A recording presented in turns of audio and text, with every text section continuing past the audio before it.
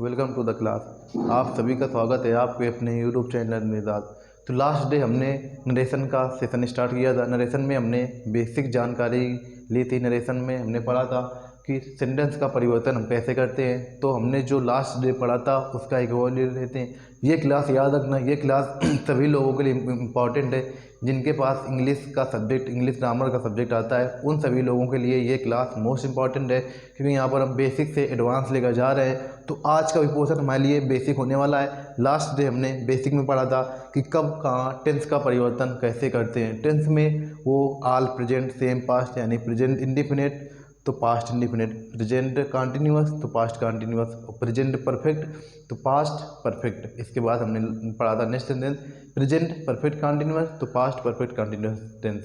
और इसके बाद हमने पढ़ा था पास्ट इंडिफिनिट चेंज होगा पास्ट परफेक्ट में और पास्ट कंटिन्यूअस चेंज होगा पास्ट परफेक्ट कंटिन्यूअस टेंस में। इसके बाद मॉडल में आ जाओ। कैन का कुड होता है, मे का माइट होता है, सेल का शुड होता है, और इसके बाद मस्ट हो गया, नीड हो गया, डेयर हो गया, आर टू हो गया, यूज टू हो गया, ये नो चेंज। इनमें भी इनमें कोई ये मॉडल में कोई भी परिवर्तन नहीं होता है। तो हमने ये पढ़ा था कि सेंटेंस में कैसे हम टेंस का परिवर्तन करते हैं। तो मोस्ट इंपॉर्टेंट है टेंस का परिवर्तन। और इसके अलावा आज की क्लास जो हमारे लिए है मोस्ट इंपॉर्टेंट है, ये समझ लेना। आप कोई सा भी एग्जाम उठा कर देख लेना 100% वहाँ से नरेशन और एक्टिव वॉइस, पैसिव वॉइस, ये दो ऐसे मोस्ट सेलेक्टेड टॉपिक होते हैं कि आपको 100% वहाँ से क्वेश्चन देखने को मिलेंगे। तो चलिए हमने जो लास्ट डे पढ़ा था उसका रिवीजन करते हैं, फिर इसके बाद अपनी आज की प्यारी सी क्लास को कंटिन्यू करते हैं। आज का हमारे लिए मोस्ट इंपॉर्टेंट सेशन है, ये समझ लेना। अगर आपके पास टेंस और इसके बाद प्रोनाउन चार्ट का अगर अच्छा खासा नॉलेज है, अगर ठीक ठाक तरीके से आपने सीख लिया चेंज करना कि प्रोनाउन को कैसे हम चेंज करते हैं, तो ये समझ लेना आपने ये समझो कि आपने 90% नरेशन कवर कर लिया, आप 90% नरेशन पढ़ चुके। तो ये समझ लेना कि ये मोस्ट इंपॉर्टेंट यहाँ से नरेशन में प्रोनाउन चार्ट और इसके बाद टेंस का परिवर्तन, ये दो चीज़ें अगर आपको आती हैं तो नरेशन में 90% आपका कोर्स, ये समझ लेना 90% नरेशन आपको आने लगेगा। तो ये मोस्ट इंपॉर्टेंट थिंग है क्योंकि इसमें नरेशन इसमें प्रोनाउन चेंज करने में बहुत ज़्यादा दिक्कत आती है। तो वो दिक्कत ना आए सामने, इस वजह से मैं ऐसे तरीके से बताऊंगा कि आप लोगों को कोई भी भविष्य में दिक्कत ना आए। तो चलिए हमने जो पढ़ा था उसका लास्ट डे हमने पढ़ा था उसमें डायरेक्ट और इनडायरेक्ट स्पीच में कि हम किसको डायरेक्ट स्पीच कहेंगे, किसको हम इनडायरेक्ट स्पीच कहेंगे। फिर इसके बाद हमने पढ़ा था कौन सा आरवी का वाक्य होगा, कौन सा आरएस का वाक्य होगा। ये चीज़ हमने पढ़ी थी कि जो वाक्य कामा इन्वर्टेड कामा के बाहर होगा तो उसको कहेंगे आरवी का वाक्य, और जो वाक्य कामा इन्वर्टेड कामा के अंदर होगा तो उसको कहेंगे आरएस का वाक्य। तो जो वाक्य कामा इन्वर्टेड कामा के बाहर होगा तो उसे कहेंगे आरवी का वाक्य, और जो वाक्य कामा इन्वर्टेड कामा के अंदर होगा उसको कहेंगे आरएस का वाक्य। और हमने कहा था कि इसमें केवल आरवी के वाक्य में केवल 10% का परिवर्तन होता है, बाकी 90% का परिवर्तन केवल आरएस के वाक्य में किया जाता है। यानी कि मेजर चेंज किस में आता है, आरएस के वाक्य में, और थोड़ा सा केवल इसमें वर्ब चेंज करनी होती है। तो ये चीज़ें आती हैं केवल आरवी के वाक्य में। लेकिन मेजर चेंज जिसमें आपको इसमें प्रोनाउन भी आता है, ये हमने जो प्रोनाउन चार्ट बनवाया है इसमें प्रोनाउन आता है, इसी में टेंस आता है, इसी में एडवर्ब आते हैं, और इसी में कंजंक्शन भी इसी में लगता है। तो ये समझ लेना 90% का चेंज आरएस के वाक्य में होता है, केवल 10%, केवल ओनली 10% का चेंज आरवी के वाक्य में होता है। आरएस के वाक्य में 90% का चेंज होता है, और इसके बाद इसमें केवल 10% का होता है। इसके बाद हमने आगे पढ़ा था टेंस का परिवर्तन। हमने फिर इसके बाद हेडिंग डलाई थी आपको असर्टिव सेंटेंस, यानी कि साधारण वाक्य। हमारा फर्स्ट सेंटेंस टाइप का हमने कहा था, फर्स्ट सेंटेंस है हमारा असर्टिव सेंटेंस। इसके बाद सेकेंड है इंट्रोगेटिव। इंट्रोगेटिव में वही आता है सिंगल और डबल इंट्रोगेटिव, दोनों हम इसमें पढ़ेंगे। तो फर्स्ट हमारा असर्टिव सेंटेंस होगा, इसके बाद सेकेंड इंट्रोगेटिव में डबल इंट्रोगेटिव और सिंगल इंट्रोगेटिव, वो भी पढ़ेंगे। इसके बाद थर्ड नंबर आता है इम्परेटिव सेंटेंस के बाद फोर्थ नंबर पर आता है ऑप्टेटिव सेंटेंस के बाद फिफ्थ नंबर पर आता है एक्सक्लेमेटरी सेंटेंस। तो हम आज हमारा टॉपिक रहेगा असर्टिव सेंटेंस। तो हमने हेडिंग डला दी थी असर्टिव सेंटेंस के बारे में, तो हमने लिखाया था यदि आरवी के जो हम लास्ट डे हमने जो पढ़ा है, अगर जिन लोगों ने लास्ट के वीडियो मिस किए हैं तो देख लेना, सर्च कर लेना नरेशन भाई राज यादव, तो आपको तुरंत हमारा वीडियो मिल जाएगा। और इसके बाद मोस्ट इंपॉर्टेंट है, जिन लोगों ने अगर लास्ट का वीडियो नहीं देखा है तो एक रिक्वेस्ट रहेगी कि लास्ट का वीडियो देख ले। इसके बाद आपको, क्योंकि 1 बाई 1 स्टेप टू स्टेप हम आगे बढ़ रहे हैं, तो आपको ऐसे वो चीज़ें यहाँ से समझ में नहीं आएंगी क्योंकि हम कुछ और बताएंगे और आप कुछ और समझेंगे। तो ये समझ लेना, आपको अगर स्टेप टू स्टेप 1 बाय 1 पढ़ना है, तो आपको पहले ये हमने जो लास्ट डे हमने जो क्लास ली थी उसको आपको देखना है। इसके बाद उसके आगे आपको यहाँ से ये चीज़ें समझ में आएंगी, क्योंकि अब हम यहाँ अगर लिख कर बताने लगेंगे तो फिर और क्लास लंबी हो जाएगी, उसका कोई मतलब निकलने वाला है। हम केवल उसका एक ओवरव्यू दे रहे हैं कि हमने लास्ट डे ये पढ़ा था, यहाँ से ये चीज़ें हमने पढ़ी थी, अब उसी का हम एक ओवरव्यू दे रहे हैं और उसके आगे हम अपनी क्लास को कंटिन्यू करेंगे। तो हम पढ़ेंगे असर्टिव सेंटेंस के बारे में। हमने हेडिंग दिला दी थी कि असर्टिव सेंटेंस में मतलब क्या होता है, साधारण वाक्य होगा। और इसके बाद उसमें यदि आरबी के वाक्य में सैड आ रहा है तो सैड का सैड ही रहता है, और अगर सैड टू आ रहा है तो सैड टू का टोल हो जाता है। और यहाँ पर हमने कहा था कामा इन्वर्टेड कामा को हटाकर दैट प्रीपोजिशन का प्रयोग किया जाता है। ये हमने पढ़ा था असर्टिव सेंटेंस के बारे में। अब इसके बाद फर्स्ट हेडिंग हमारी पढ़ी थी टेंस में परिवर्तन। हम टेंस में परिवर्तन कैसे करते हैं वो हमने फर्स्ट हेडिंग में पढ़ा था। अब इसके बाद ये सेकेंड नंबर में हेडिंग आती है। हमने बताया था कि सर्वप्रथम डायरेक्ट से इनडायरेक्ट बनाते समय परिवर्तन की कुछ मुख्य बातें लिखाई थी, जिसमें हमने फर्स्ट नंबर पर लिखाया था कि आरबी की वर्ब, और इसके बाद हमने आरबी की वर्ब सेकेंड नंबर पर लिखाया था टेंस, और थर्ड नंबर पर हमारा लिखा था प्रोनाउन। तो आज हम पढ़ रहे हैं प्रोनाउन। हमने आरबी की वर्ब, आपको ये समझ लेना आरबी की वर्ब मतलब ये है कि हम अभी पढ़ रहे हैं असर्टिव सेंटेंस। तो असर्टिव सेंटेंस में सैड या सैड टू को हटाकर सैड को हटाकर सैड रखते हैं और सैड टू को हटाकर टोड़े लगाते हैं। और इसके बाद जब हम पढ़ेंगे, इसके बाद नेक्स्ट सेंटेंस हमारा आएगा जब इंट्रोगेटिव का, तो इंट्रोगेटिव को जब आएगा तो उसमें सैड या सैड टू को हटाकर आर्स लगाएंगे। तो जैसे जैसे हम सेंटेंस में आगे बढ़ेंगे तो वो चीज़ें वहाँ से हम आरबी की वर्ब सेंटेंस के हिसाब से, सेंटेंस की बनावट के हिसाब से आरबी की वर्ब चेंज होती रहती है। और इसके बाद फिर हमारा नेक्स्ट हमने पढ़ा था टेंस का परिवर्तन। तो हमने लास्ट डे टेंस का परिवर्तन कंप्लीट कर लिया था। आज हम अपनी क्लास को उसी के आगे थर्ड नंबर पर बढ़ाना आ रहा है प्रोनाउन। तो आज हम मोस्ट इंपॉर्टेंट क्लास है, ये समझ लेना आज की क्लास। अगर आज की क्लास आपने मिस कर दी, ये समझ लेना नरेशन में आपको कुछ भी आने वाला नहीं है। तो आज की क्लास आपको बहुत ही कायदे से लेनी है, क्योंकि इसके बिना नरेशन में कुछ भी नहीं है। तो आज हम पढ़ रहे हैं प्रोनाउन चेंज, यानी कि हम प्रोनाउन का चेंज कैसे करते हैं, मोस्ट इंपॉर्टेंट है, ये समझ लेना आज की क्लास। तो हम पढ़ रहे हैं अब प्रोनाउन चेंज। हमने बताया प्रोनाउन कितने प्रकार के होते हैं, प्रोनाउन यानी कि पर्सन कितने प्रकार के होते हैं। तो पर्सन 3 प्रकार के होते हैं, first person, second person, third person. यानी कि वचन, जिनको हिंदी में वचन कहा जाता है, वचन 3 प्रकार के होते हैं, प्रथम उत्तम पुरुष, मध्यम पुरुष, और इसके बाद थर्ड में आता है अन्य। ठीक, तो यहाँ पर पर्सन एक हेडिंग पड़ी है। पर्सन के बाद ये आपको जैसे प्रोनाउन चार्ट बना है, आपको ऐसे ही एज इट इज कॉपी में अपनी बना लेनी है। हम कैसे बनाएंगे, देखो यहाँ पर ऐसे हम यहाँ लिखेंगे पर्सन के बाद यहाँ पर लिखेंगे सब्जेक्टिव केस, जिसको नॉमिनेटिव केस भी कहा जाता है। ये सब्जेक्टिव केस है या फिर नॉमिनेटिव केस या सब्जेक्टिव केस, इसे कहा जाता है सब्जेक्टिव केस, यानी कि हिंदी में कहा जाता है कर्ता कारक। इसके बाद ये हमारा हो गया सब्जेक्टिव केस। इसके बाद थर्ड नंबर पर हम लिखेंगे ऑब्जेक्टिव केस, जिसको कहा जाता है हिंदी में कर्म कारक। थर्ड नंबर पर हम लिखेंगे संबंध कारक, यानी पॉसेसिव केस। थर्ड नंबर पर वहाँ आता है पॉसेसिव केस, संबंध कारक। हमने ये लिख लिया। इसके बाद यहाँ पर हम पर्सन में फर्स्ट पर्सन डालेंगे, और इसके बाद ये ऐसे लाइन खींचेंगे, यहाँ पर डालेंगे सेकेंड पर्सन, और यहाँ पर डालेंगे थर्ड पर्सन। तो आपको जो जैसे मैंने कॉलम बनाए हैं, आपको वैसे ही कॉलम खींचने हैं। और ये पर्सन देखो, फर्स्ट पर्सन में कर्ता कौन कौन से आते हैं, फर्स्ट पर्सन में कर्ता आता है आई और वी। फर्स्ट पर्सन में कर्ता, नॉमिनेटिव का मतलब होता है कर्ता कारक। आप हिंदी में लिख सकते हैं सब्जेक्टिव केस या नॉमिनेटिव केस। यहाँ पर फर्स्ट पर्सन में आता है आई और वी कर्ता कारक के रूप में, और ऑब्जेक्ट यानी कि कर्म के रूप में आता है मी और अस। इसके बाद पॉसेसिव केस यानी संबंध बताने के लिए होता है आई, मी, माई, माइन, और इसके बाद वी, अस, अवर, अवर्स। यहाँ पर हमने पढ़ा फर्स्ट पर्सन में कर्ता कौन कौन से आते हैं, आपको याद होना चाहिए। फर्स्ट पर्सन में केवल 2 कर्ता आते हैं, आई और वी। इसके बाद इसका ये है सब्जेक्टिव केस के बाद आता है नेक्स्ट ऑब्जेक्टिव केस में होगा आई का ऑब्जेक्टिव केस मी, और इसके बाद वी का अस। आई का मी, वी का अस। इसके बाद आई का पॉसेसिव केस होगा माई और माइन, वी का पॉसेसिव केस होगा अवर, अवर्स। तो हमने पढ़ा फर्स्ट पर्सन में कर्ता कौन कौन से आते हैं, आई और वी। देखो फर्स्ट पर्सन हमने पढ़ा सब्जेक्टिव केस, ऑब्जेक्टिव केस और पॉसेसिव केस। तो फर्स्ट पर्सन में कर्ता हमारे 2 आते हैं केवल, आई और वी। तो फर्स्ट पर्सन में हम लर्न करेंगे I, me, my, mine. I, we, I, me, my, mine, ऐसे हम लर्न करेंगे। यानी कि ये हमको सीक्वेंस याद होना चाहिए कि हाँ पहले हम लिखेंगे सब्जेक्टिव केस, इसके बाद ऑब्जेक्टिव केस, इसके बाद पॉजिटिव केस। तो आई, me, my, mine, I, me, my, mine. अब इसके बाद सेकेंड करता गया हमारा we us our ours, we us our ours, we us our ours, I, me, my, mine. फिर सेकेंड करता गया हमारा we us our ours. First करता हमारा क्या है आई, तो आई, मी, माई, माइन।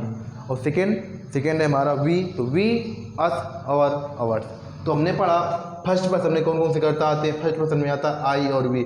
हम इस वजह से बार बार बता रहे हैं कि आपको एज इट इज़ ऐसे का ऐसे ही लर्न करना है। इसके बाद हम अभी पढ़ेंगे कि प्रोनाउन का टेंस में यानी कि डायरेक्ट से इनडायरेक्ट बनाते समय प्रोनाउन का परिवर्तन कैसे करते हैं। उसके लिए आपको सर्वप्रथम प्रोनाउन चार्ट याद होना चाहिए, बहुत ही कायदे से कंसिस्ट होना चाहिए, तब कहीं जाकर आप सेंटेंस बना पाएंगे। तो उसी को याद कराने की कोशिश मैं कर रहा हूँ। अगर आप 100% मुझे देने की कोशिश करेंगे तो ये समझ लेना यहाँ का डाटा 100% आपके दिमाग में जाने वाला है। अगर आप 100% हमें देते हैं तो मैं भी आपको 99% रिटर्न करने की कोशिश करूँगा, लेकिन आपको इसके लिए 100% मुझे पहले देना है। ये समझ लेना जो चीज़ मैं जैसे बोल रहा हूँ आपको वैसे ही लिखना है और वैसे ही लर्न करना है। इस बात की गारंटी मेरी है कि आप अगर इस क्लास में आए हैं तो 100% कुछ न कुछ एडवांस लेवल से कुछ हट के सीख के जाएंगे। तो आप लोग लगे रहिए और मैं भी अपनी जी जान के साथ आपको पढ़ा रहा हूँ। तो चलिए देखो हमारा फर्स्ट पर्सन में कौन सा आता है करता आई और वी।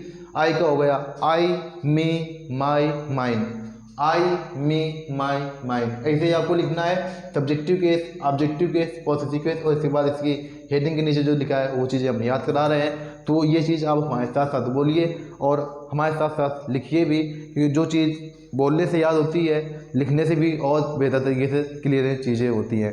तो ये समझ लेना आपको लिखना भी है और बोलना भी है और याद भी करना है।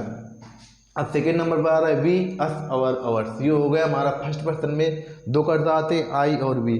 अब आ जाओ सेकेंड पर्सन में कौन से करता आते हैं। सेकेंड पर्सन में यू केवल आता है। सेकेंड पर्सन में you your yours, you yours. यहाँ पर यू सब्जेक्टिव केस यू होता है और ऑब्जेक्टिव केस ही यू होता है। पॉजिटिव केस में योर और योर्स ये होती है अपने की अंग्रेजी के। पॉजिटिव मतलब होता है अधिकार करना, वही अपने की अंग्रेजी के लिए आता है ये पॉजिटिव के संबंध कारक।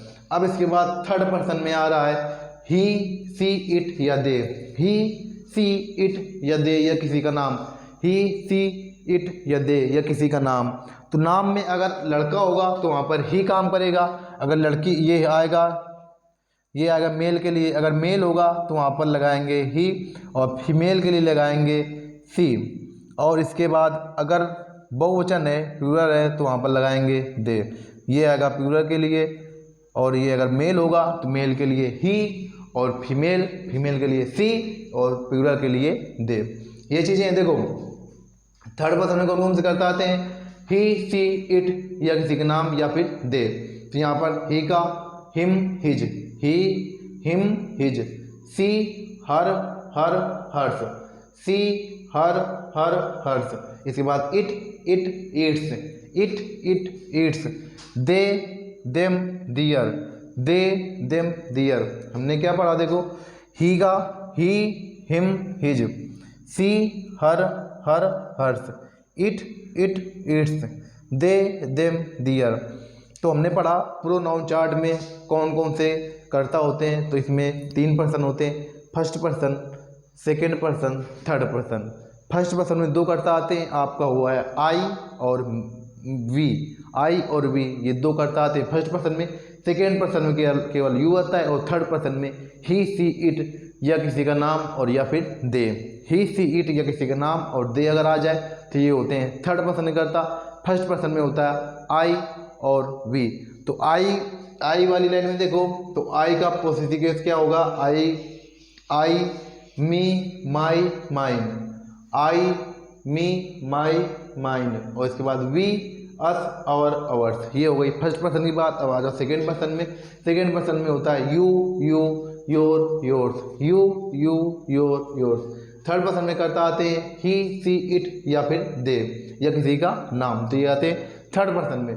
तो ही का होगा him, his, he, him, his, she, her, hers, it, its, they, them, दियर।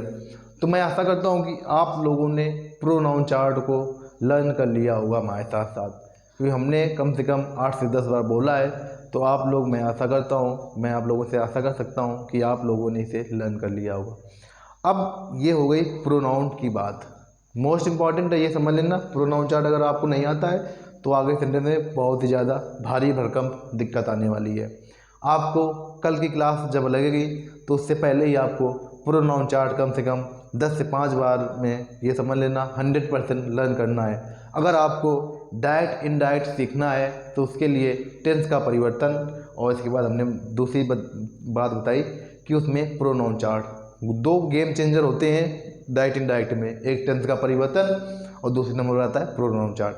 अगर आपके पास इनका अच्छा खासा नॉलेज है तो ये समझ लेना आपने 90% नरेशन यहीं से आप सीख जाएंगे, केवल प्रोनाउन चार्ट से। और इसके बाद उससे टेंस में परिवर्तन कैसे और कहाँ कब कब होता है। तो चलिए, ये चीज़ मैटर करती है कि आप सीखने और समझने के ऊपर। तो ये चीज़ ये है प्रोनाउन चेंज। हमने अब पढ़ा प्रोनाउन चेंज के बारे में कि हम प्रोनाउन को कैसे चेंज करते हैं। अब हम इसके पढ़ेंगे उदाहरण। अब ये हमको प्रोनाउन चार्ट याद है तो अब हम इसमें पढ़ने वाले हैं कि प्रोनाउन का परिवर्तन हम हमारे सेंटेंस में कैसे आते हैं और हम प्रोनाउन का परिवर्तन कैसे करते हैं। तो मैं आप लोगों को विद एग्जाम्पल के साथ और बहुत ही कायदे से शालीनता के साथ समझाने वाला हूँ। तो बहुत ही कायदे से सुनना है और समझना है और अपने दिमाग में जानकारी को सेट करना है। चलिए, अब ये हमारा एक नियम आता है 123/सन। नेक्स्ट नियम ये हमारा आ रहा है, अब इसी में हम सीखेंगे। ये हमारा प्रोनाउन चेंज करने का नियम है। तो हमारा नियम क्या है? 123/सन, 123/सन, यानी कि SON। इसका मतलब क्या होता है? इसका मतलब होता है कि यदि RS के वाक्य में, यदि इस नियम का मतलब लिख लो, इसका मतलब क्या होता है कि यदि RS के वाक्य में, यदि RS के वाक्य में, यदि RS के वाक्य में, इसके नीचे लिखना है, यदि RS के वाक्य में फर्स्ट, सेकंड या थर्ड पर्सन आते हैं, यदि RS के वाक्य में फर्स्ट, सेकंड या थर्ड पर्सन आते हैं तो उन्हें RV के नियम, तो उन्हें RV के नियम 123/सन से बदल देते हैं, 123/सन से बदल देते हैं। ये हमारा नियम है कि हम प्रोनाउन को कैसे चेंज करते हैं, बदल देते हैं। यदि RS के वाक्य में, RS का वाक्य कौन सा होगा? जो कामा इन्वर्टेड कामा के अंदर होगा। ये हो गया RS का वाक्य, ये है RV का वाक्य, ये हो गया RS का वाक्य। हमने क्या कहा? जो वाक्य कामा इन्वर्टेड कामा के अंदर होगा वो होगा RS का वाक्य, जो वाक्य कामा इन्वर्टेड कामा के बाहर होगा वो होगा RV का वाक्य। तो हमारा नियम क्या कह रहा है कि यदि RS के वाक्य में फर्स्ट, सेकेंड या थर्ड पर्सन आए तो RS के वाक्य में यहाँ पर 100% कर्ता के रूप में या तो फर्स्ट पर्सन आएगा, फर्स्ट पर्सन में आई और वी हो सकता है, सेकेंड पर्सन में यू, और थर्ड पर्सन में ही, सी, इट या दे या किसी का नाम हो। तो यदि RS के वाक्य में फर्स्ट, सेकेंड या थर्ड पर्सन के कर्ता आएंगे तो उन्हें RV के नियम 123/सन के हिसाब से बदल देते हैं। अब ये समझो नियम 123/सन क्या है। इसको मतलब कि ये प्रोनाउन चेंज करने RS के RV के हिसाब से, यानी कि RV का जो नियम होगा 123/सन, तो उसके हिसाब से हम इसको यहाँ इसके प्रोनाउन को चेंज करेंगे। अब नियम समझो क्या है? फर्स्ट पर्सन सब्जेक्ट के हिसाब से चेंज होता है, फर्स्ट पर्सन सब्जेक्ट के हिसाब से, सेकेंड पर्सन ऑब्जेक्ट के हिसाब से चेंज होगा, सेकेंड पर्सन आपको ऐसे ही बनाना है, सेकेंड पर्सन ऑब्जेक्ट के हिसाब से चेंज होगा, third person no change, third person no change. यानी कि अगर RS के वाक्य में फर्स्ट पर्सन का कर्ता आ रहा है, अब सुनो इसका मतलब नियम क्या है, बहुत ही कायदे से बिल्कुल 100% अपना ब्लैक बोर्ड पे लगाओ और इसको समझो। ये बात मोस्ट इम्पॉर्टेंट है, ये समझ लेना।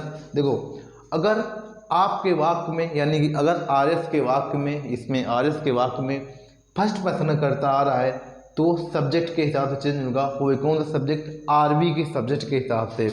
यानी कि अगर आर एस के वाक्य में फर्स्ट पर्सन का करता आएगा, आर एस के वाक्य में फर्स्ट पर्सन का करता आएगा तो फर्स्ट पर्सन का वो करता आरबी के वाक्य के सब्जेक्ट के हिसाब से चेंज होगा। यानी कि आरबी के वाक्य का जो सब्जेक्ट होगा तो सब्जेक्ट के हिसाब से ये करता यहाँ पर आएगा, सब्जेक्ट जो होगा उसी के हिसाब से यहाँ पर करता आएगा। अब सेकेंड समझो, सेकेंड पर्सन ऑब्जेक्ट के साथ, तो फर्स्ट पर्सन में कौन कौन से करता आते हैं, यानी कि आई और वी, आई और वी, आई और वी ये याद रखना एज ए मतलब सब्जेक्ट के हिसाब से चेंज होंगे, वो भी कौन सा, आरबी के सब्जेक्ट के हिसाब से। तो आई और वी आरबी के सब्जेक्ट के हिसाब से चेंज होंगे। आ जाओ अब इसके बाद second person, second person object के हिसाब से, तो सेकेंड पर्सन में कौन करता है, यू। तो यू ये समझ लेना, यू सेकेंड पर्सन ऑब्जेक्ट, वो भी कौन सा ऑब्जेक्ट, आरबी का ऑब्जेक्ट। समझो सब्जेक्ट कौन सा होगा, आर एस का सब्जेक्ट और आरबी के सब्जेक्ट के हिसाब से चेंज होगा फर्स्ट पर्सन में अगर आ रहा है।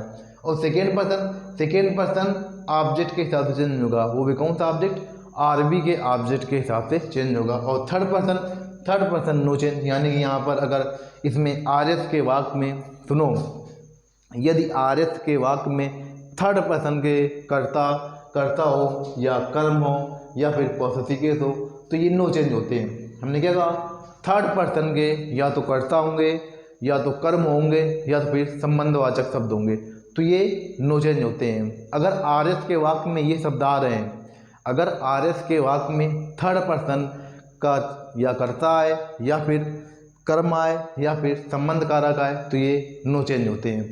तो हमने क्या पढ़ा कि यदि आर एस आपको इसी प्रोनाउन चेंज के नीचे जस्ट नियम यही लिखना है, हम जो बोल रहे हैं, तो जो लोग नोट्स बना रहे हैं तो वो लोग लिखें कि यदि आर एस के वाक्य में फर्स्ट सेकेंड थर्ड पर्सन आए तो उन्हें आरबी के नियम 123/सन से बदल देते हैं। अब इसके बाद आपको नीचे ये बना लेना है 123/सन। इसमें इसका मतलब क्या होता है, यानी कि फर्स्ट पर्सन का कर्ता चेंज होगा सब्जेक्ट के हिसाब से, वो कौन सा सब्जेक्ट, आरबी के सब्जेक्ट के हिसाब से। सेकेंड पर्सन का कर्ता चेंज होगा ऑब्जेक्ट के हिसाब से, कौन सा ऑब्जेक्ट, आरबी के ऑब्जेक्ट के हिसाब से। थर्ड पर्सन का कर्ता नो चेंज, जिसमें थर्ड पर्सन में आता है ही सी इट और इसके बाद दे या किसी का नाम। तो ये चीज़ें अगर आ रही हैं थर्ड पर्सन तो इसके ऑब्जेक्टिव केस भी हो सकते हैं या फिर पॉसेसिव केस भी हो सकते हैं। तो ये नो चेंज, ये होते हैं नो चेंज सभी। लेकिन ये याद रखना हम कब बोल रहे हैं कि ये जब आएंगे आर एस के वाक्य में, यानी कि जब ये चीज़ें आएंगी कामा इन्वर्टेड कामा के अंदर, तब ये होगा नो चेंज। अब ये इतना होगा यहाँ पर नो चेंज ये लिखना नहीं है, बस केवल हम समझने के लिए बता रहे हैं नो चेंज। ये ऐसा नहीं नो चेंज लिख लिया उसके बाद जहाँ दिखाई दे तो वहाँ पर ये नहीं चेंज होगा, नहीं ऐसा नहीं है। हमारी बात सुनो, हम बोल क्या रहे हैं, जब ये आएंगे आर एस वाले वाक्य में अगर थर्ड पर्सन आएगा तो ये नो चेंज होता है बाकी। और इसके बाद फर्स्ट पर्सन होता है सब्जेक्ट के हिसाब से, सेकेंड पर्सन ऑब्जेक्ट के हिसाब से, थर्ड पर्सन नो चेंज। अब ये चीज़ें हम समझते हैं, तो ये नियम आप सभी लोगों ने लिख लिया होगा कि यदि आर एस के वाक्य में, समझो यदि आर एस के वाक्य में फर्स्ट सेकेंड या थर्ड पर्सन के प्रोनाउन आए तो आरबी के नियम 123/सन से बदल देते हैं। अब इसको उदाहरण से समझो कि उदाहरण से और भी चीज़ें बेहतर तरीके से क्लियर होंगी, क्योंकि बिना उदाहरण के नहीं समझ में आएगा। चलो देखो, ही सैड टू मी, अब बहुत ही कायदे से ही सैड टू मी, और इसके बाद comma inverted comma, I am your servant, I am your servant. अब इसके बाद पुलिस स्टॉप लगाओ, कामा इन्वर्टेड कामा बंद। देखो सेंटेंस हमने यहाँ पर लिखा है एग्जाम्पल,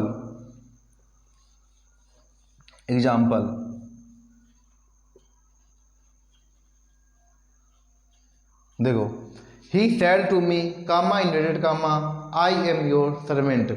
तो हमने यहाँ पर देखा सेंटेंस को, he said to me comma inverted comma I am your servant. यहाँ पर कोई भी क्वेश्चन मार्क नहीं है, फुल स्टॉप लगा है, यानी कि ये है हमारा सिंपल सेंटेंस यानी असर्टिव वाक्य है।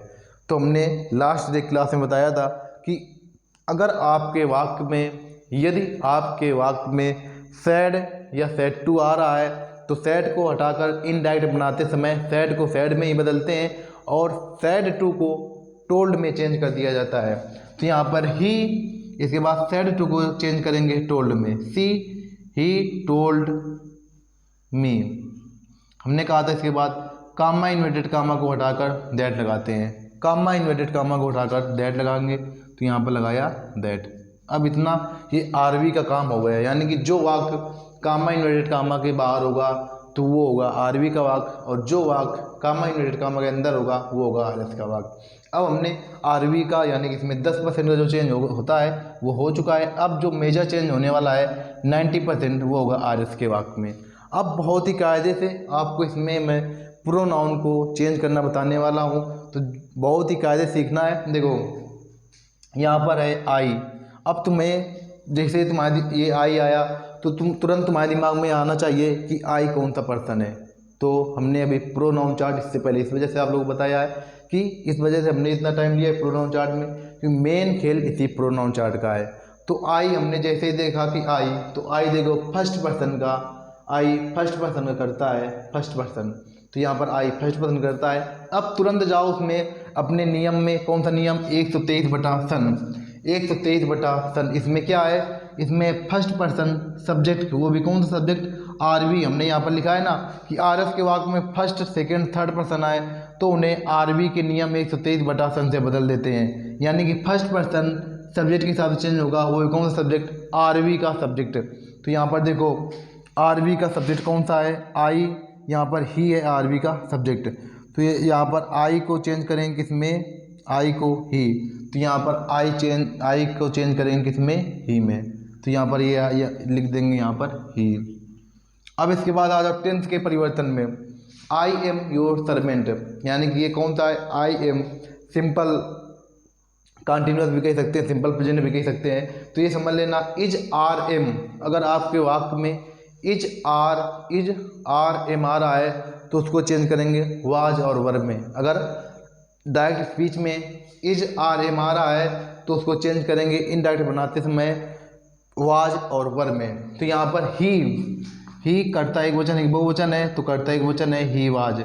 तो जिन लोगों ने अगर यहाँ से हमने ये वाज क्यों लगाया, कैसे लगाया, तो हमने टेंस, ये समझ लेना टेंस हमने ख़त्म कर दिए है। हमारा फर्स्ट टॉपिक था टेंस का, तो टेंस ख़त्म हो चुका है। तो जिन लोगों ने अगर नहीं देखा है तो वो सर्च कर सकते हैं, टेंस बाई राज यादव हमने प्लेलिस्ट बना दी है, टेंस बाई राज यादव। आप जैसे ही सर्च करेंगे तो हमारे 26 वीडियो पड़े हैं, जिसमें 26 वीडियो हैं। तो आप लोग अगर टेंस के बारे में बहुत ही डिटेल के साथ और बहुत ही हेड टू हेड जानना चाहते हैं तो आप लोगों को मैं ये सजेशन करूंगा कि आपको 100% क्लास ज्वाइन करनी चाहिए। और इस बात की गारंटी मेरी है, आपको 100% कुछ न कुछ अलग और दूसरों से हटकर सीखने को मिलेगा।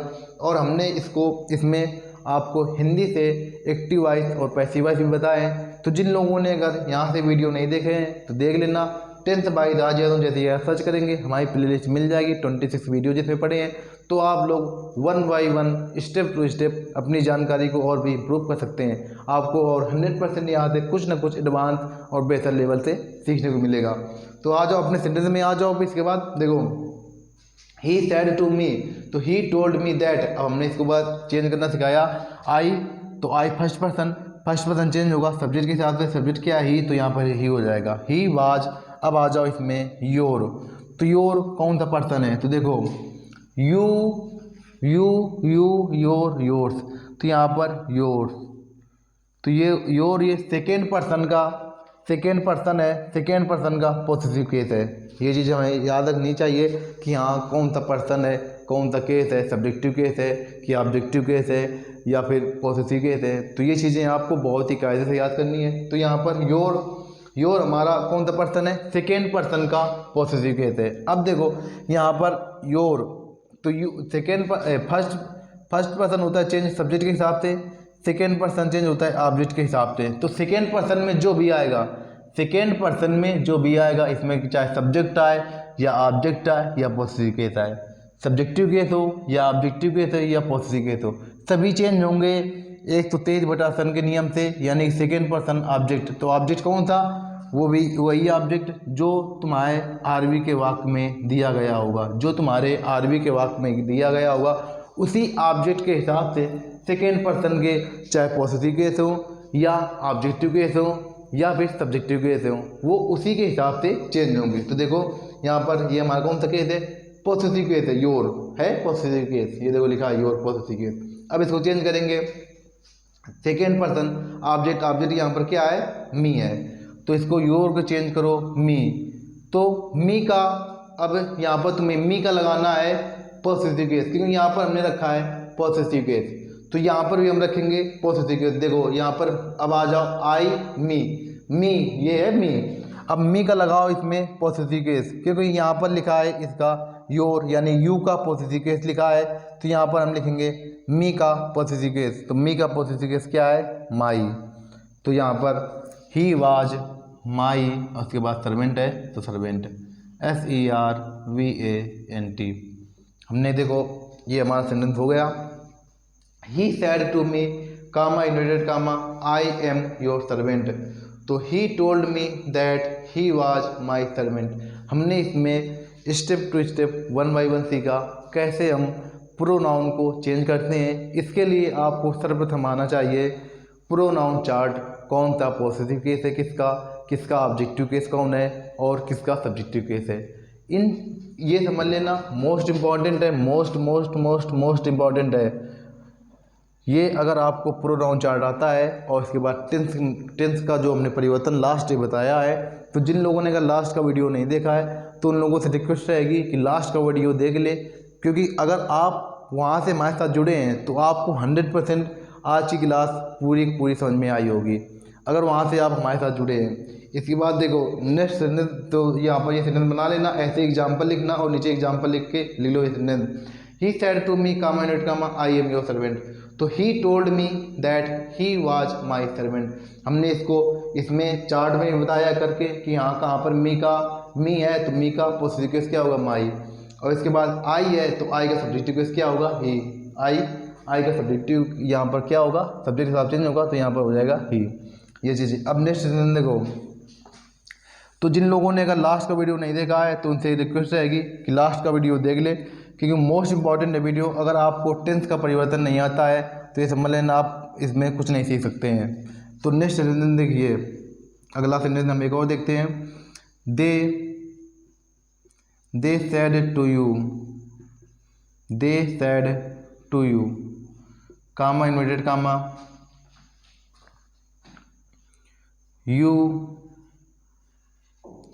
you are not doing my work, you are not doing my work।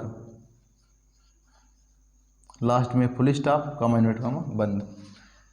Sentence है हमारा next, they said to you comma inverted comma you are not doing my work. तो यहाँ पर देखो दे सेड टू, हमने कहा ये सिंपल सेंटेंस है, कामा इन्वर्टेड कामा लगा है, इसके बाद यहाँ पर देखा फुल स्टॉप लगा है, तो ये सिंपल सेंटेंस है। तो दे सेड टू चेंज होगा, सेड टू चेंज करते हैं टोल्ड में, और इसके बाद अगर सेड आ रहा है तो सेड का सेड ही रहता है। दे टोल्ड यू, अब इसके बाद लगाओ कामा इन्वर्टेड कामा को उठाकर दैट। अब यहाँ पर देखो सेकेंड पर्सन का करता आ रहा है यू, तो सेकेंड पर्सन चेंज होता है ऑब्जेक्ट के हिसाब से, तो यहाँ पर ऑब्जेक्ट क्या है? यू है, तो यहाँ पर यू का यू ही हो जाएगा you.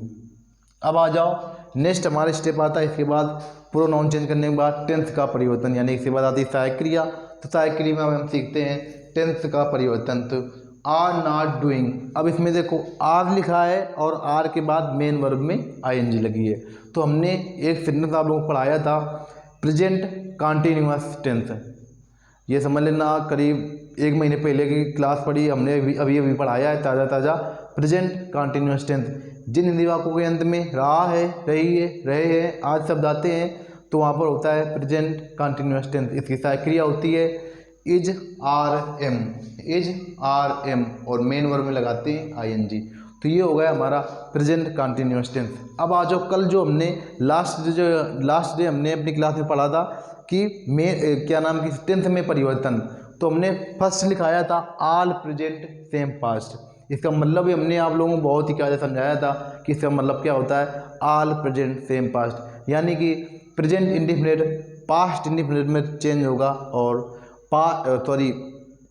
Present continuous past continuous tense में चेंज होगा, प्रेजेंट परफेक्ट पास्ट परफेक्ट में चेंज होगा, और present perfect continuous tense past perfect continuous tense में चेंज होगा। और इसके बाद पास्ट इंडिफिनिट चेंज होता है पास्ट परफेक्ट में, और past perfect tense past continuous tense change होता है पास्ट परफेक्ट कंटिन्यूअस टेंस में, past continuous past perfect continuous tense में चेंज होता है। इसके बाद हमने बताया था, इसके बाद मॉडल आ जाते हैं। तो कैन का कुड, मे का माइट, इसके बाद सेल का शुड, विल का वुड, और कैन यूज टू हो गया, और इसके बाद आर टू हो गया, मस्ट हो गया, नीड हो गया, डेयर हो गया, इनमें नो चेंज। तो हम वहीं से ये उसमें प्रेजेंट कंटिन्यूअस में, तो प्रेजेंट कंटिन्यूअस का चेंज होगा पास्ट कंटिन्यूअस में। तो पास्ट कंटिन्यूअस से क्रिया होती है वाज और वर, और मेन वर्ब में आईएनजी। कर्ता के साथ लगाते हैं वाज, यानी कि एक वचन कर्ता के साथ वाज, और बहुवचन कर्ता के साथ वर का प्रयोग किया जाता है। तो यहाँ पर यू कर्ता बहुवचन है, तो यहाँ पर लगाएंगे वर, यू वर नॉट, और इसके बाद डूइंग। अब आ जाओ, इसमें मोस्ट इंपॉर्टेंट है माई। अब देखो ये माई कौन सा पर्सन है, तो देखो यहाँ पर माई फर्स्ट पर्सन, यानी कि आई का है पोसेसिव केस, आई का पोसेसिव केस क्या है, माई। चलो, तो फर्स्ट पर्सन चेंज होगा सब्जेक्ट के हिसाब से। सब्जेक्ट को भी कौन सा, आरवी का सब्जेक्ट, तो आरवी का सब्जेक्ट क्या है, दे। तो यहाँ पर हमने इसका लिखा है पोसेसिव केस माई। तो अब तुम्हें यहाँ पर लिखना है दे का पोसेसिव केस। यहाँ पर देखो माई पोसेसिव केस है आई का, अब तुम्हें दे का पोसेसिव केस क्या लिखना है, यहाँ पर दियर। ये चीज़ समझ में आई कि नहीं आई कि हम कहाँ से लिख रहे हैं, दियर, दियर वर्क, दियर वर्क। देखो यहाँ पर हमने कहा कि फर्स्ट पर्सन चेंज होता है सब्जेक्ट के हिसाब से, वो भी कौन सा सब्जेक्ट, आरवी के सब्जेक्ट के हिसाब से। तो फर्स्ट पर्सन सब्जेक्ट के हिसाब से चेंज होगा। यहाँ पर इसका कौन सा केस है, ये positive case, I me my mine, I me my mine. तो यहाँ पर ये है पॉजिटिव केस आई का, तो ये चेंज होगा फर्स्ट पर्सन यानी सब्जेक्ट के हिसाब से। सब्जेक्ट क्या है, दे, तो इसका लगाओ पॉजिटिव केस, क्योंकि यहाँ पर माइन माई क्या है पॉजिटिव केस, तो ये भी आएगा इसका दे का, दे भी यहाँ पर किसी रूप में आएगा पॉजिटिव केस में, तो यहाँ पर लगा दिया हमने इस वजह से दियर। तो they told you that you were not doing their work. तो यहाँ पर हमने आज बेसिक क्लास बहुत ही कायदे से पढ़ी है, ये समझ लेना। आज की क्लास मोस्ट इम्पॉर्टेंट है, मोस्ट इम्पॉर्टेंट है आज की क्लास।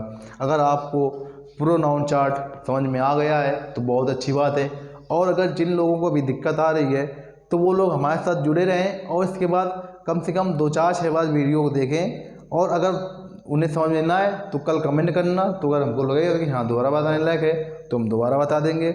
और इसके बाद ये अगर आपको प्रोनाउन चार्ट नहीं आया तो ये समझ लेना आप डायरेक्ट इनडायरेक्ट में कुछ भी नरेशन में यानी नहीं कर सकते।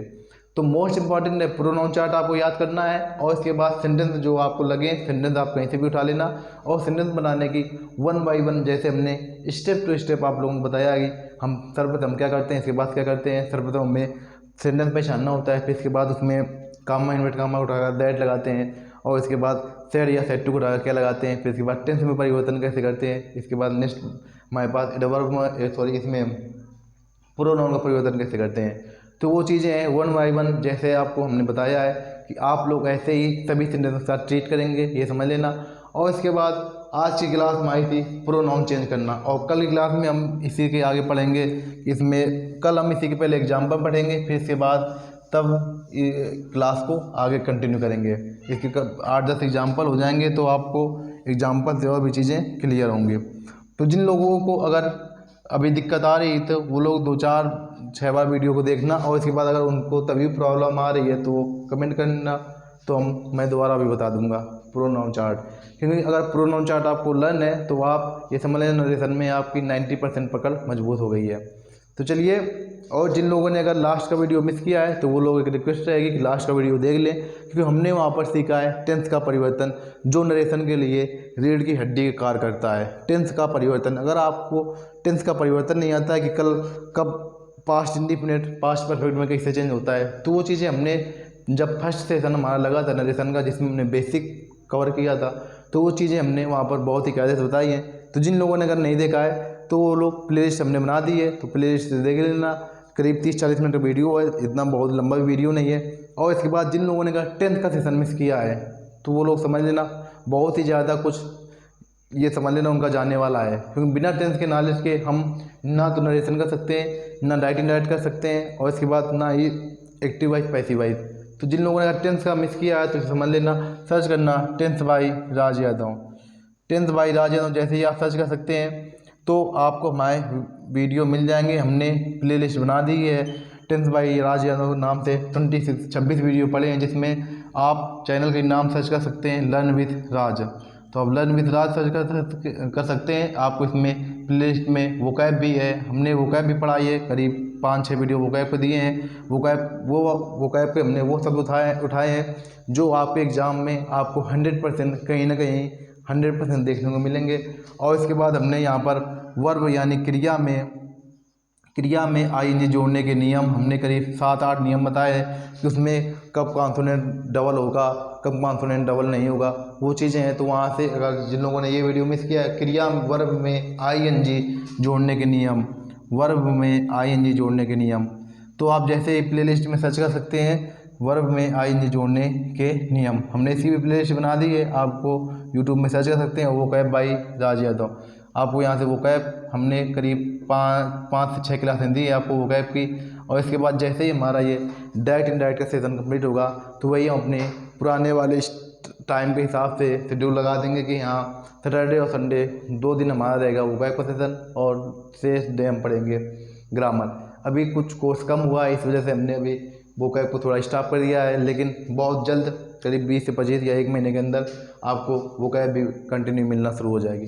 तो जिन लोगों ने अगर नहीं देखा है तो वोकैब वीडियो भी देख लेना। और इसके बाद 10th अगर नहीं आते ये समझ लेना 100% आपको 10th सीखने की ज़रूरत है, और कुछ ना कुछ एडवांस और कुछ ना कुछ हटके आप लोग 4 से 5 वीडियो देखना। अगर आपको ऐसा नहीं लगता है कि नहीं हमको वही जो हमको आता है वही सिखाया जा रहा है, तो आप अपना यहीं से जुड़ सकते हैं। और इसके बाद जिन लोगों को लगे नहीं हमने वहाँ पर हिंदी से एक्टिव वाइज पैसिव वाइज दोनों पढ़ाए हैं, तो चलिए मैं आशा करता हूँ कि आप लोग ये वीडियो 100% देख लेंगे और इसके बाद अपनी जानकारी को और भी इम्प्रूवमेंट पर ले जाएंगे। चलिए मिलते हैं नेक्स्ट वीडियो में, तब तक के लिए चैनल सब्सक्राइब कीजिएगा और वीडियो को लाइक कीजिएगा और ज़्यादा से ज़्यादा अपने मित्रों के पास शेयर कीजिएगा। मिलते हैं नेक्स्ट वीडियो में, तब तक के लिए जय हिंद, जय भारत, लव यू ऑल।